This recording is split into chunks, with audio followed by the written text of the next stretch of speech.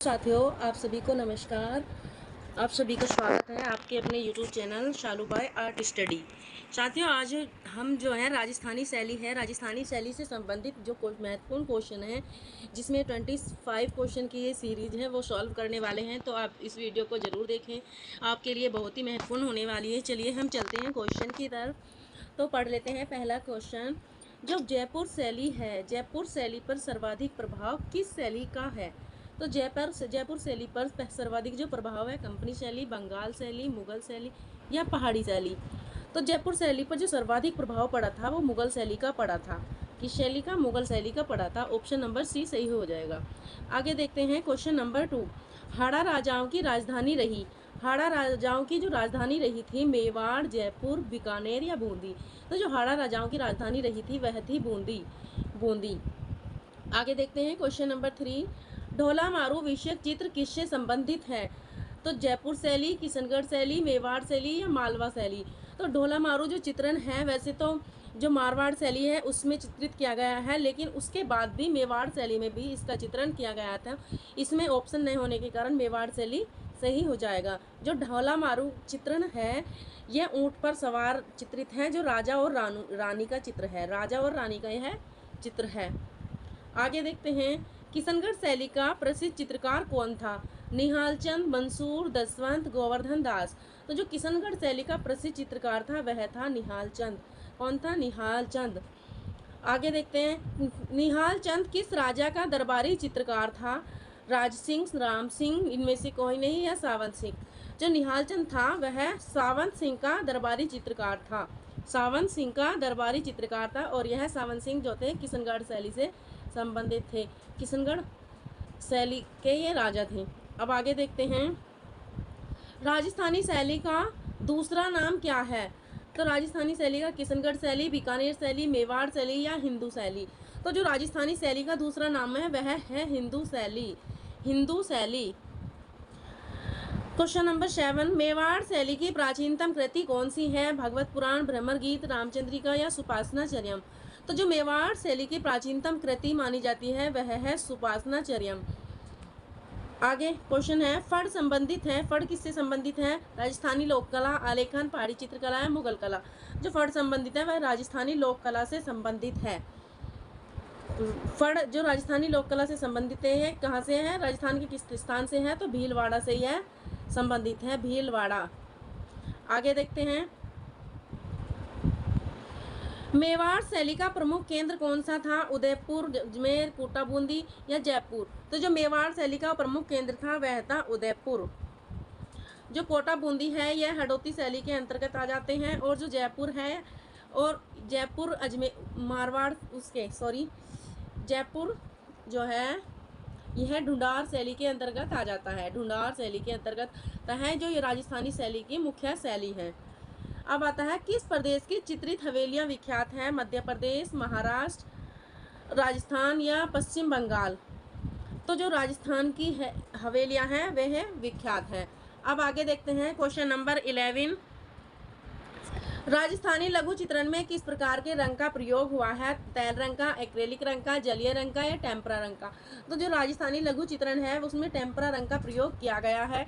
आगे क्वेश्चन देखते हैं, नागरी दास ने बनी ठनी का चित्रण किस रूप में किया है? सीता, पार्वती, राधा या नायिका? तो नागरी दास ने बनी ठनी का चित्रण जो किया है वह राधा के रूप में किया था। आगे क्वेश्चन है, राजस्थानी चित्रकला का आरंभिक स्वरूप किस शैली से प्रभावित था? पहाड़ी शैली, दक्षिणी शैली या मुगल शैली या अभ्रंश शैली? तो जो राजस्थानी शैली है वह जो उभर कर आई थी वह अभ्रंश शैली का ही विकसित रूप थी। अपभ्रंश शैली का ही विकसित रूप थी। जो अपभ्रंश शैली थी यह पोथी चित्रण शैली थी। पोथी चित्रण शैली थी इस जो ये शैली थी, तो इसका विकसित रूप ही राजस्थानी चित्रकला माना जाता है। Question number 14। राजपूत पेंटिंग नामक पुस्तक के लेखक कौन है? एम.एस. रंधावा, आनंद कुमार स्वामी, पर्सी ब्राउन या स्टेला क्रैमरिज?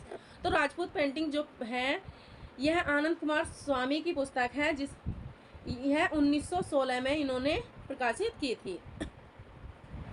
आगे क्वेश्चन है, राजपूत पेंटिंग नामक पुस्तक कब प्रकाशित हुई थी? तो मैंने अभी बताया आपको, यह 1916 में प्रकाशित हुई थी। आनंद कुमार स्वामी की पुस्तक है।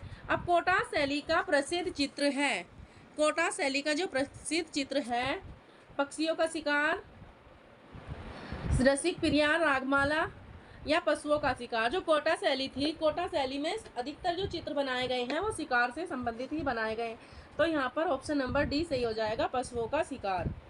आगे क्वेश्चन है, जयपुर शैली के भित्ति चित्र बनाए जाते हैं संगमरमर संगमरमर पर, सूखी सतह पर, गीली सतह पर या ईंट की सतह पर। तो जो जयपुर शैली के जो भित्ति चित्र बनाए जाते हैं वो गीली सतह पर बनाए जाते हैं, इसे फ्रेस्को बिबियोनो भी कहा जाता है।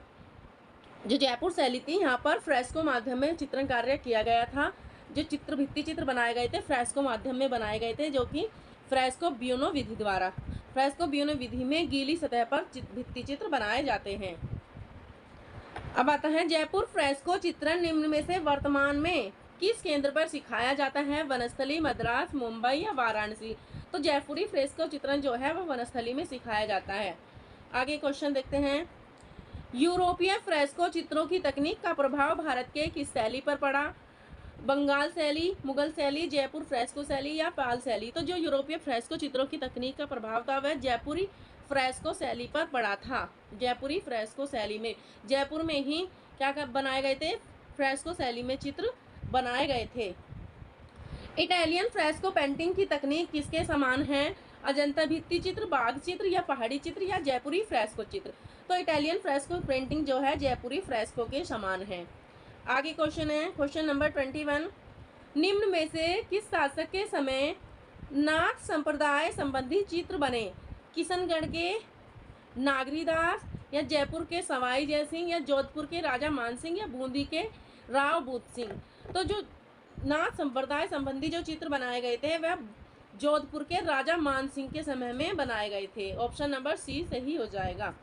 आगे क्वेश्चन नंबर 22, पटचित्र किस शैली में अधिक बने? बूंदी शैली, अलवर शैली, मेवाड़ शैली, नाथ द्वारा शैली। तो जो पटचित्र बनाए गए हैं वो नाथ द्वारा शैली में अधिक बनाए गए हैं, नाथ द्वारा शैली में।